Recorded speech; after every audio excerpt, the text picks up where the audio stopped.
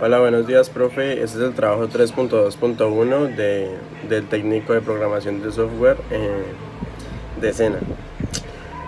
En el trabajo nos piden que nos planteemos y respondamos 3 preguntas básicas sobre el lenguaje SQL, ¿listo? Entonces, como estarán viendo en pantalla, introducción al SQL. ¿Qué es el lenguaje SQL? Es un lenguaje de dominio específico utilizado en la programación, diseñado para administrar y recuperar información de sistemas de gestión de bases de datos. Es un tipo de lenguaje muy específico para la obtención de los datos almacenados en alguna base de datos. ¿Qué nos quiere decir esto? ¿Qué nos quiere explicar? O sea, el SQL básicamente está formado para que nosotros podamos guardar nuestra información o la información de nuestra empresa y poder acceder a ella fácilmente. Esa es la primera pregunta. La segunda pregunta es, ¿cuáles son las 4 formas de normalización en el SQL? Pues los datos requeridos, que son las columnas donde van nuestros atributos o asignarles algún valor que necesitemos para nuestra empresa.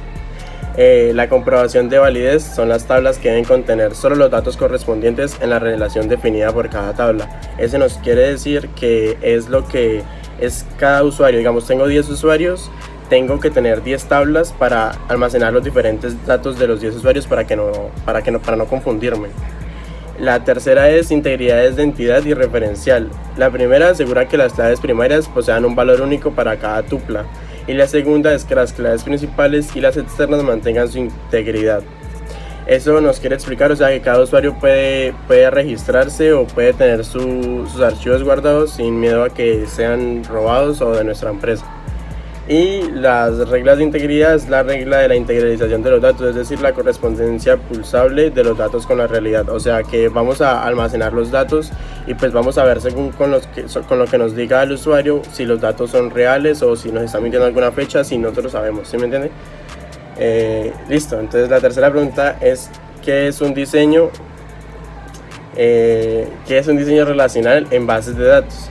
Una base de datos relacional es un conjunto de una o más tablas estructuradas en registros y campos que se vinculan entre sí por un campo en común. En ambos poseen la misma cantidad de caracteres, por ejemplo, el nombre de cambio, tipo y longitud.